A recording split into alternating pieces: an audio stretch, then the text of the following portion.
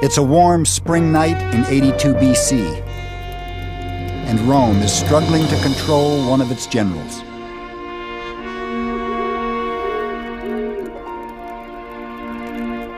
Lucius Cornelius Sulla has camped 50,000 soldiers just outside the city to intimidate his opponents in Rome.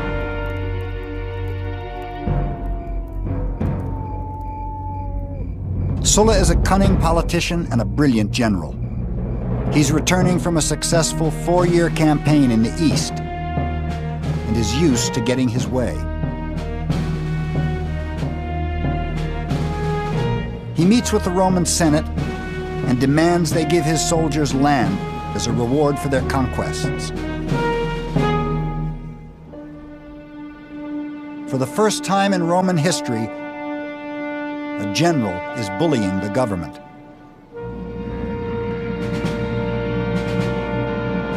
The senators refuse. At issue is the very future of the Roman state. Can Rome's civilian government control the ambition of her generals? Or will brute force triumph over the rule of law?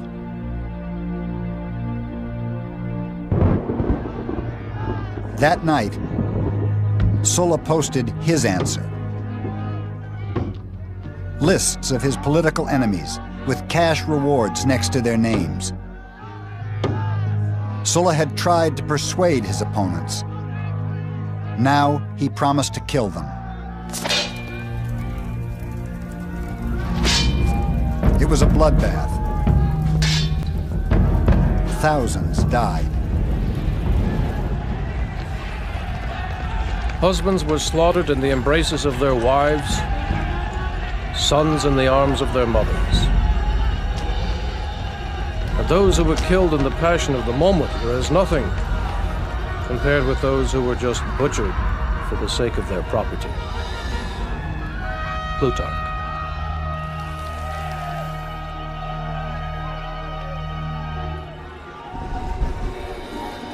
Sulla's reign of terror only lasted 4 years, but a fatal precedent had been set.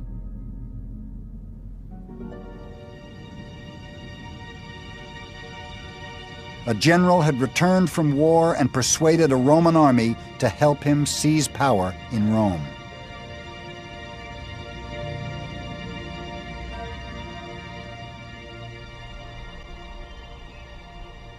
Yet 400 years earlier, Romans had dreamed of something very different. When Rome was nothing more than a village on the banks of the river Tiber, Romans made a revolutionary commitment that would change the course of history. After years of tyranny under Etruscan kings, they dreamed of a government based on restraint, trust, and the rule of law. In 509 BC, they created the Roman Republic, the world's first representative government. SPQR, Senatus Populus Quae Romanus. The Senate and the people of Rome was its motto. The Republic was a bold experiment in communal government. Wealthy and poor farmers agreed to share power. The rich served as Rome's leaders, the poor as her soldiers. In return, everyone had a say in how the government was run. Romans knew the key to the Republic's success was responsible leadership. And in Gaius Quintius Cincinnatus, they found a legendary role model. The Senate granted Cincinnatus, a Roman landowner, absolute power to defend Rome from an aggressive local tribe. He accepted the position and defeated the enemy. 14 days later, he voluntarily resigned and humbly went back to work on his farm. His sense of duty, sacrifice, and loyalty to the state embodied everything the new republic stood for.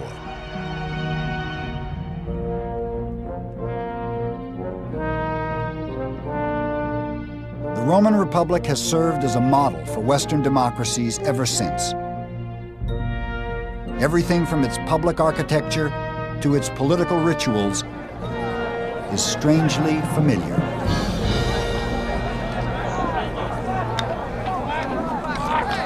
Once a year, the whole city would turn out to vote for its leaders.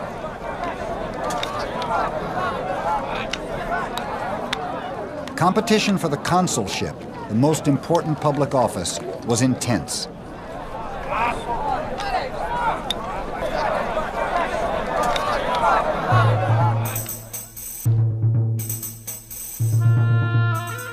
The remaining candidates then turned to their spin doctors.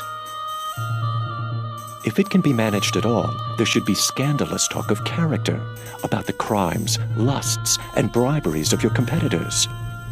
Quintus. It was up to the senators to ensure that politics didn't get too frivolous. They were the guardians of Rome's traditions.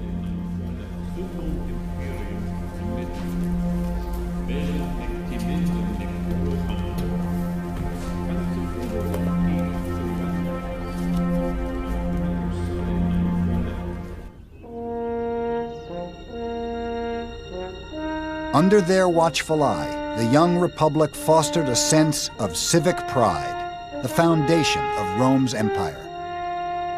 Her volunteer army carried Roman power to unimaginable places. By the 2nd century BC, Rome was mistress of the Mediterranean. Yet beneath the surface of Rome's success lurked serious contradictions. Women had few rights, and it was never one man, one vote. Elections were always rigged in favor of the wealthy. Political equality was never a Roman ideal. They lived in a world of extremes. While the rich redefined the meaning of decadence, 95% of the people struggled below the poverty line.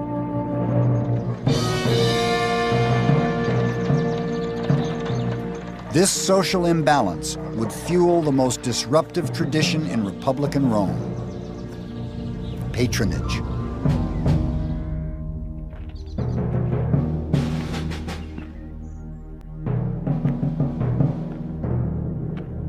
Every morning at dawn, the poor gathered in the courtyards of the rich. These wealthy patrons saw to the needs of their clients. Some needed work, others legal advice. In return, clients promised patrons their vote at election time. But Rome's great patrons were also Rome's great politicians, and obligations to their clients often clouded their duty to the state. Loyalty was divided, and the ideals of the Republic compromised. The conflict between patronage and politics was set to explode.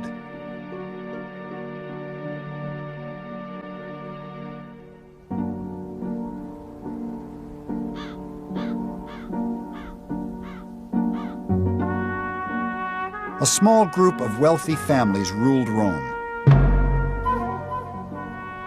Notoriously conservative, they protected their own interests and quietly resisted reform,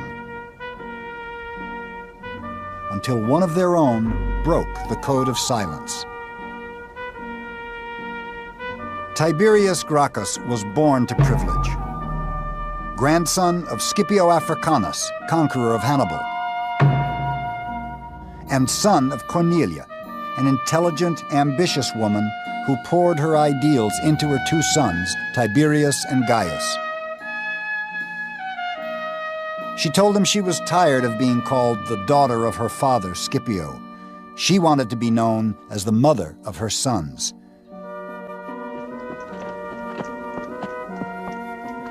In 143 BC, the young Tiberius left Rome to join the army in Spain. It was a very disturbing journey. While Tiberius was traveling through Italy, he saw for himself how the country had been deserted by its native inhabitants, and how those who tilled the soil or tended the flocks were barbarian slaves introduced from abroad. But it was above all the people themselves who did most to arouse Tiberius's energy and ambitions, calling upon him to recover the public land for the poor. Plutarch. The ambitious aristocrat had found his cause. In the 3rd and 2nd centuries BC, the Roman Empire had more than doubled in size. The conquering soldiers were still volunteers, poor Roman citizens who owned small farms. When the Roman Empire was small, this citizens' militia had worked well. Men served for only part of each year, coming home regularly to work their farms. But getting home to harvest became impossible as the empire grew and armies were conquering faraway lands in Africa or Asia or Northern Europe.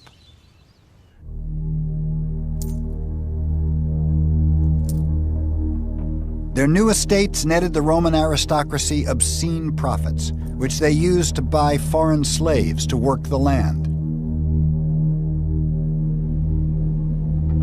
So when veterans returned from war, they'd lost their land to the wealthy and their jobs to slaves. Tiberius Gracchus promised to change all that.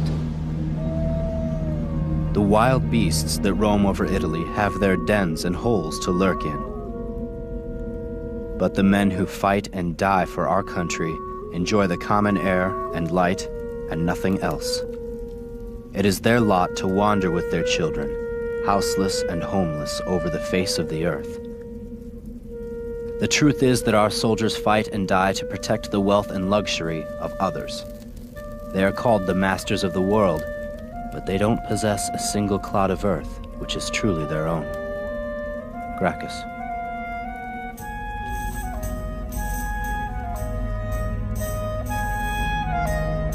Gracchus proposed something radical. The government should divide public land among Rome's homeless. The senators were horrified.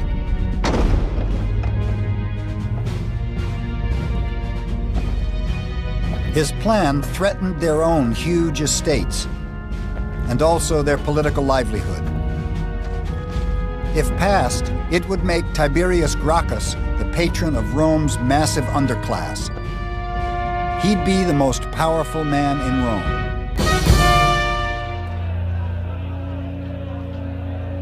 The Roman elite panicked.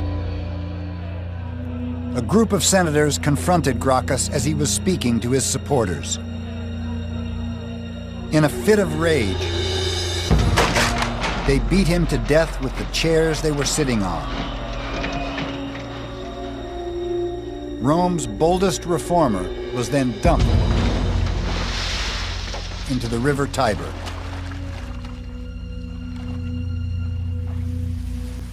Yet Gracchus had revolutionized Roman politics. By championing the needs of the poor, Gracchus had shown how an ambitious aristocrat could outmaneuver his conservative peers. But people power would do more than divide Rome's leaders. Ultimately, it would threaten the Republic.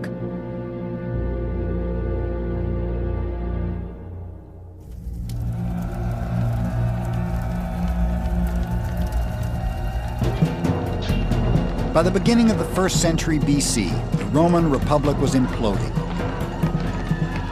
Roman values were under siege. Slave revolts stunned Sicily and Italy. Something had to give. The collapsing republic found an unlikely supporter. Born in a wool-dyeing shop in central Italy in 106 BC, Marcus Tullius Cicero dedicated his life to opposing the greed and violence that threatened his world. He was a self-made man, earning a name for himself as an orator and lawyer in Rome, relying on his eloquence and intelligence to outwit wealthier opponents. Cicero believed the key to the Republic's future was in her past. There, Cicero saw the image of Cincinnatus and the ideals of restraint and self-sacrifice he embodied.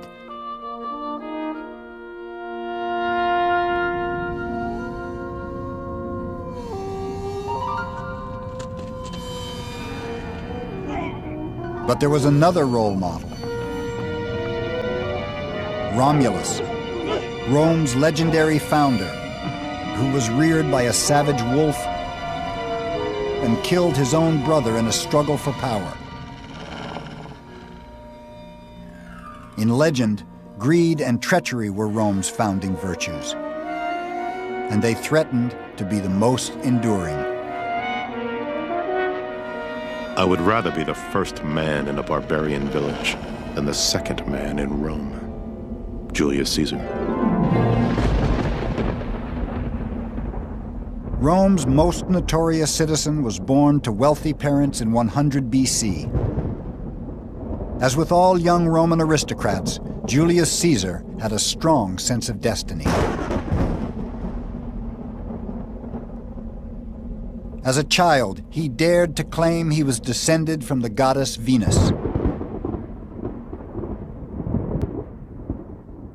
Caesar's first official post was as a military officer in Spain. There, the 30-year-old Caesar stared at a statue of Alexander the Great. How had he achieved nothing, he wept, when at his age, Alexander had conquered the world?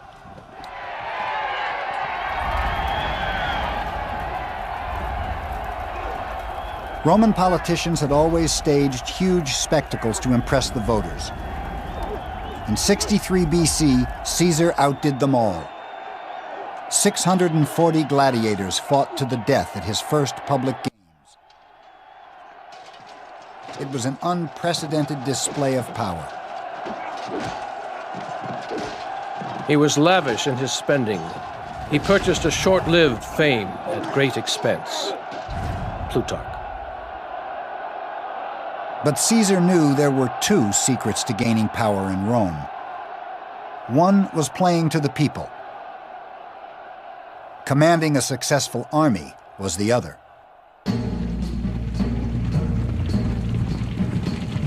In 59 BC, Caesar became military commander over Gaul, modern-day France. 9 years later, 1 million Gauls were dead or enslaved. It was a flagrant act of genocide.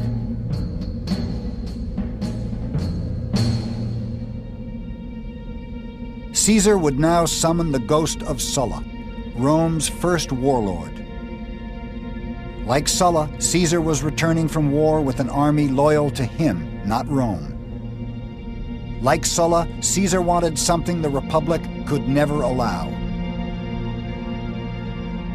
In January 49 BC, Caesar committed the ultimate act of treachery. Following in Sulla's footsteps, he persuaded a Roman army to cross the Rubicon and march into Rome. The monstrosity of Caesar's character is concealed in his gay and friendly manner. No one knows what to do. If we resist, there will probably be bloodshed. Cicero. The Senate quickly chose Pompey, conqueror of the East, to defend the Republic. But Caesar wanted absolute power, even at the price of civil war. Rome's two greatest generals met in Greece. Brother against brother. Eagle against eagle. Flag against flag. Citizens, what is this madness? Lucan. Pompey was no match for Caesar and his brutal fighting force. He fled to Egypt, but was eventually captured by Caesar's spies. The fate of the Republic hung in the balance. But Caesar had other things on his mind. In Egypt, in 48 BC, he met the young Queen of the Nile, Cleopatra. They fell in love and had a child. Cleopatra persuaded Caesar to help her overthrow her brother and gain the throne of Egypt. Then, in 46 BC, she accompanied Caesar back to Rome.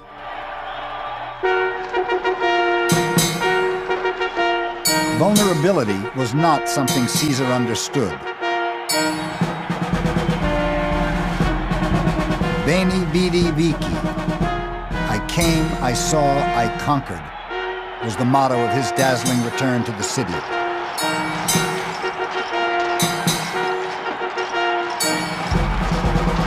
That evening, he threw a banquet for 22,000 of Rome's poorest citizens. Hypnotized, the people did the unthinkable. They voluntarily voted Caesar the absolute powers of a dictator.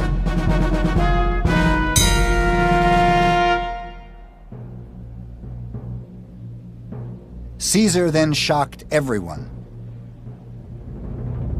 He used his total control not for revenge, but social reform. Like Gracchus, Caesar gave the Roman poor what they wanted. He made sure no Roman citizen ever went hungry. He gave grain to the poor and land to his soldiers, paid for by himself. Caesar, the benign dictator, was incredibly popular. Like Gracchus, he was a little too popular for some. Here was a man who was desperate to be king of the Roman people, master of the whole world. A man who believes such an ambition to be morally right must be insane. Cicero. In February 44 BC, he went too far. Caesar asked the people to elect him dictator for life. To accept absolute power forever was an open insult to his Republican peers. Cicero was disgusted and retired from political life in protest. The Senate wasn't so meek. They invited Caesar to explain his actions. It was the Ides of March.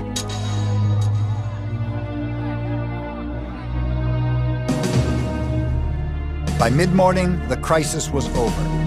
At the foot of a statue of Pompey lay Caesar's body, stabbed 35 times. Rome's poor were outraged. At Caesar's funeral, they lit torches from the pyre and set fire to the houses of the assassins. That night, a comet blazed across the sky. It seemed an omen. Julius Caesar, the champion of the poor. The citizens of Rome declared him a god. That changed everything. For the poor had made it clear they valued the gifts of a dictator more than the empty promises of a republic.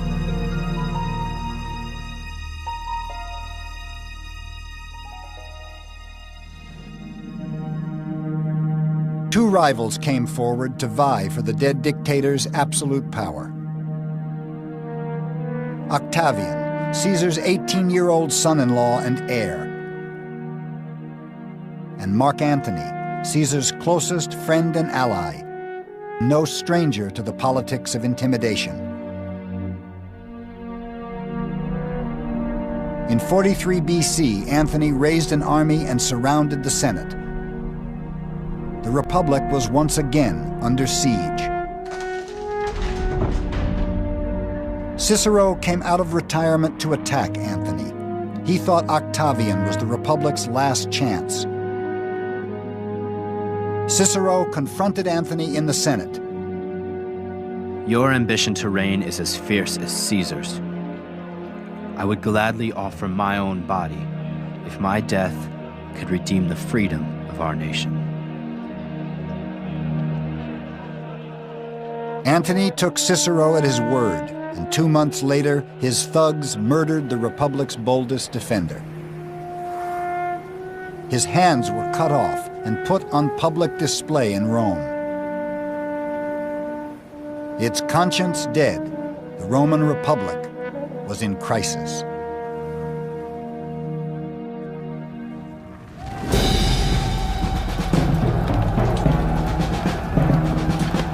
In 33 BC, 10 years after the assassination of Julius Caesar, Mark Antony and Octavian were still fighting for control of the Roman world. The ghost of civil war was back. The Roman people were desperate for a change.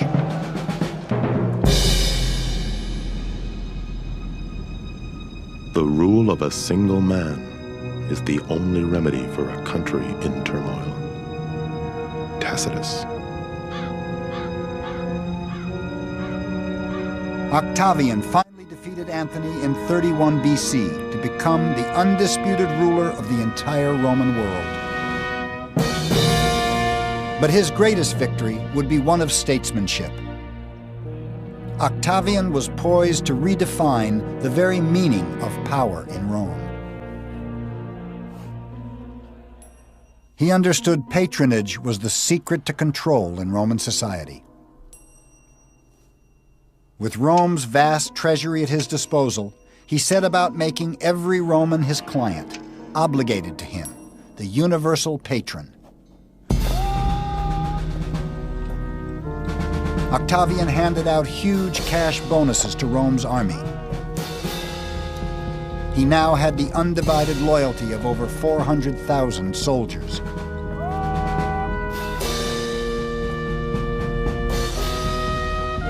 He then played to the people like never before, increasing the grain handout and building huge aqueducts to bring fresh water to Rome's poor. Octavian then focused on the most important ritual of all. He staged the most lavish games Rome had ever seen. Wild beasts and gladiators fought for days in the packed arena. Seduced, the people voted him all the power he asked for. The Roman Senate then stunned everyone. In 27 BC, they allowed Octavian what they had denied Caesar, the constitutional right to absolute power for life. Octavian took the name Augustus, the sacred one. Rome, once a bastion of open government, had willingly become an empire, ruled by a single man.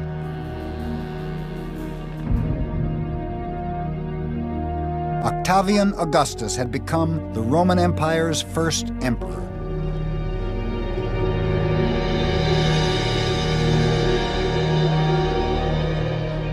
"2,000 years later, Benito Mussolini, Rome's last fascist dictator, styled himself on Rome's first emperor in revealing ways. Like Augustus, Mussolini seized power by force. Like Mussolini, Augustus forced a consensus through intimidation. But for the vast majority of people in the Roman Empire, that didn't matter. For them, Augustus was a savior. He offered the peace and stability they had craved for nearly a century. From the Atlantic to the Euphrates, from Spain to Syria, people were free to think about something other than war. It was the Pax Romana, Rome's golden age, the longest period of peace Europe has ever known.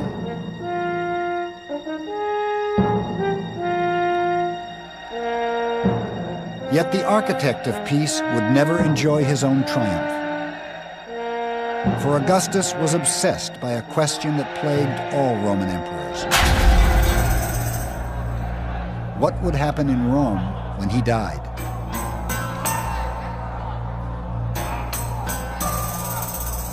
The dilemma of dynastic succession would haunt Augustus for the rest of his life.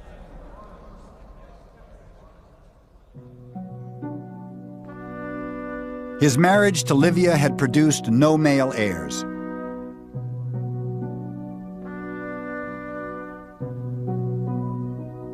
The burden of producing one fell on his young daughter, Julia. Augustus carefully selected her partners. Julia was married first to her cousin, Marcellus, but he died tragically at the age of 19.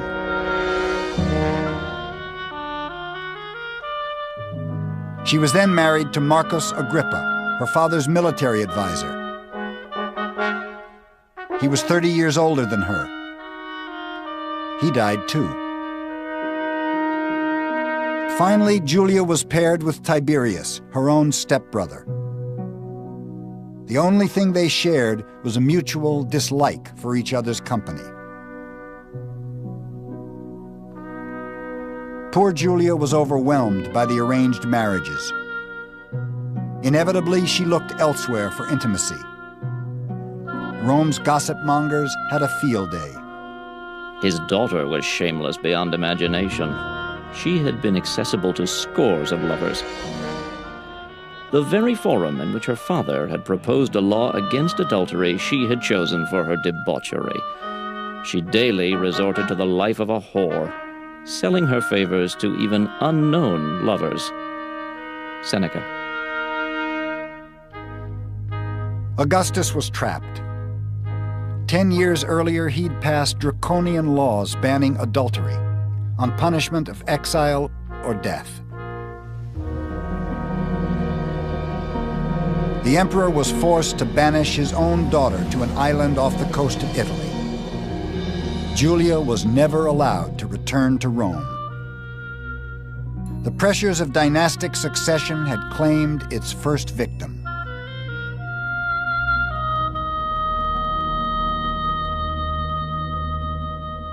Rome's first emperor eventually died in 14 AD at the age of 76.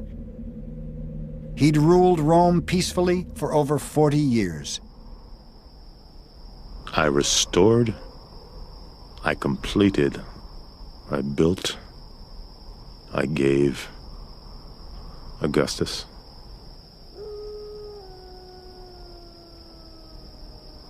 Augustus had given Rome a sense of pride, stability, and prosperity. Yet he'd failed to provide what every dynasty needs most: a sense of security. Imperial power seized by force could always be lost to force. Insecurity plagued Augustus's successors, and their paranoid delusions would be the undoing of his dynasty. Ironically, the biggest threat came from the Praetorian Guard, the elite troops meant to protect emperors, not kill them. Problems soon surfaced in the reign of Tiberius, Rome's second emperor, who struggled in the shadow of Augustus throughout his reign. In 23 AD, after 9 years on the throne, Tiberius retired to the island of Capri, exhausted by the pressure of power in Rome.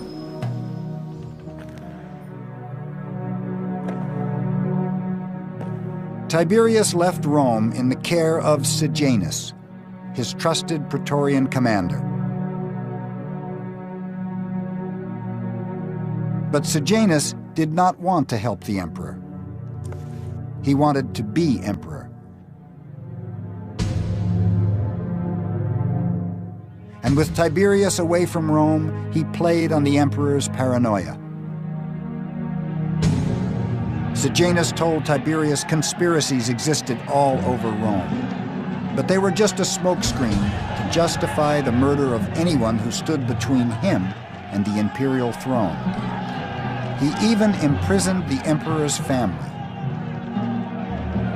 Oblivious, Tiberius made Sejanus his co-consul in 31 AD. The truth finally reached Capri. The emperor acted quickly. He invited Sejanus to the Senate, promising a promotion. But it wasn't a letter of promotion. It was a warrant for his arrest. Sejanus never made it to trial. His treachery highlighted a fundamental problem in imperial Rome. Everyone knew that the Praetorian Guard watched over the emperor. But who watched over the Praetorian Guard? Tiberius responded just in time. Caligula, his successor, wouldn't be so lucky. Rome's third emperor was notoriously brash, particularly towards the Senate.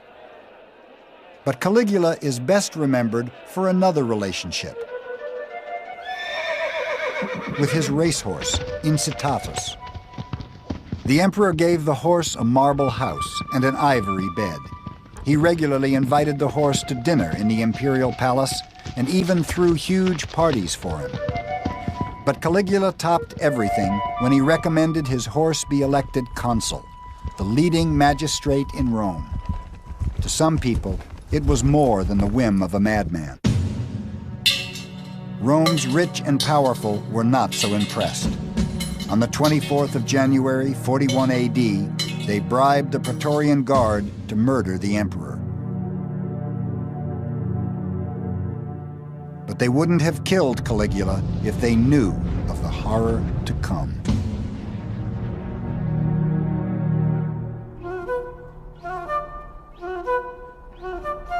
By the middle of the 1st century AD, Romans thought the worst had passed. Yet Nero, Rome's 6th emperor, would change all that. In the beginning, they were just rumors. Nero practiced every kind of obscenity, and after defiling almost every part of his body, he finally invented a novel game. He was released from a cage dressed in the skins of wild animals and attacked the private parts of men and women who stood bound to stakes. Suetonius. Had imperial power gone mad? But Nero was as much a victim of imperial power as its villain.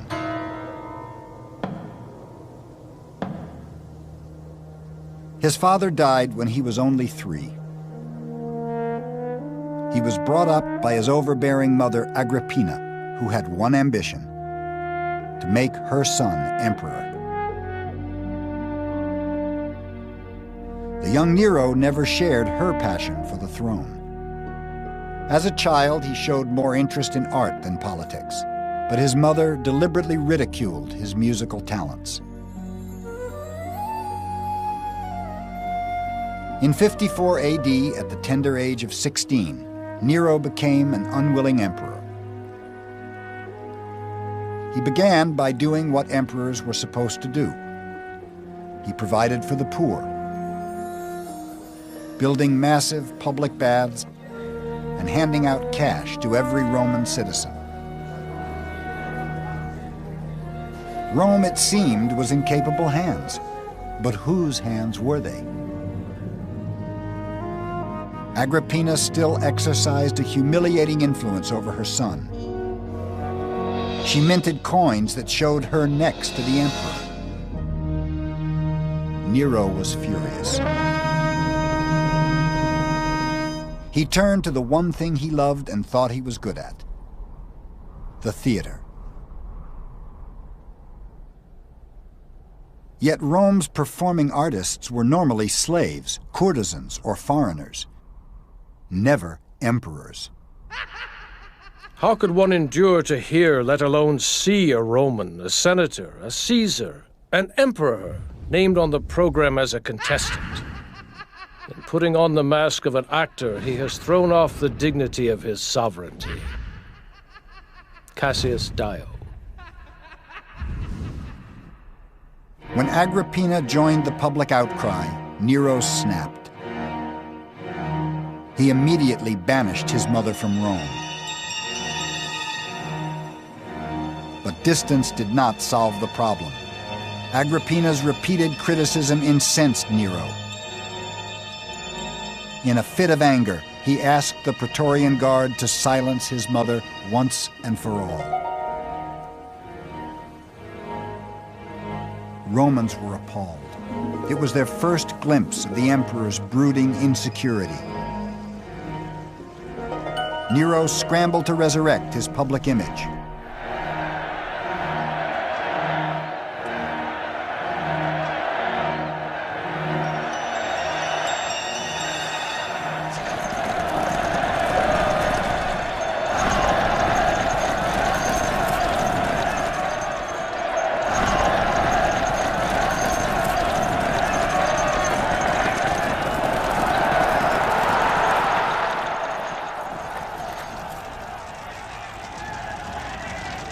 In 64 AD, a huge fire swept through Rome, destroying a third of the city. Half the population was left homeless. Nero's response was equally tragic.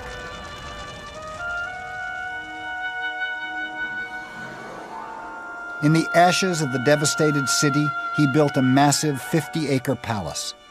His golden house had lavish gardens and huge lakes, even a private zoo. The emperor finally had what he'd always wanted, a peaceful retreat from political life.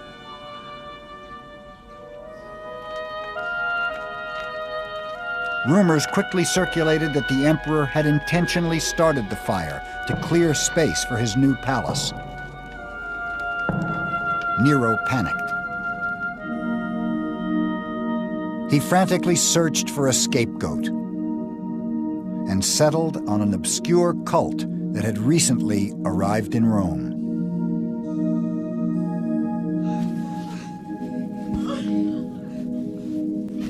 Nero substituted as culprits and punished with the utmost refinements of cruelty a class loathed for their vices, who the crowd called Christians. Vast numbers were convicted, and derision accompanied their end. They were covered with wild beast skins and torn to death by dogs, or were fastened to crosses and burned to serve as lamps by night. Tacitus.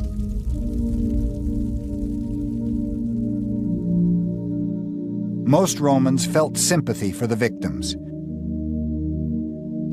Nero's propaganda exercise had clearly failed.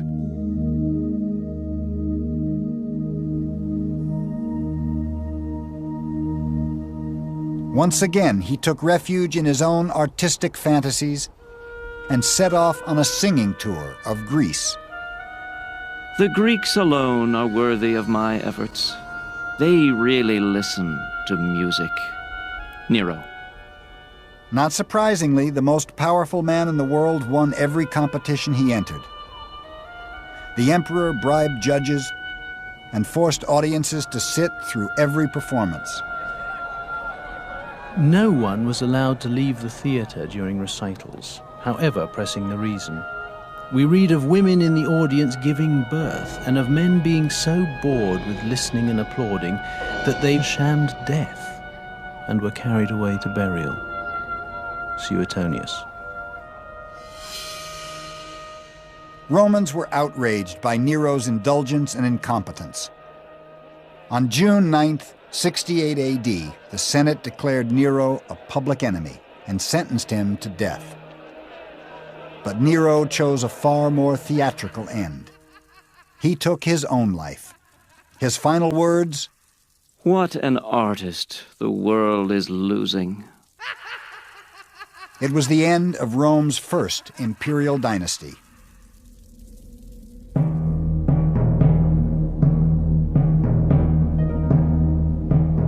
Augustus had ruled with restraint. Tiberius had ruled with indifference. Nero hadn't really ruled at all. The tragic demise of Rome's first imperial dynasty would echo for centuries to come. There would be emperors in Rome for another 400 years. But their dynasties would all rule with the same rhythm of power. Like Augustus, they'd start off promising the best of times. Their generosity would give Rome its grandeur. Their armies would guarantee the empire its peace. But like Nero, their reigns would end in catastrophe. Excess would undermine Rome's greatness. Delusions would condemn millions to die. Power and glory, the curse of imperial Rome.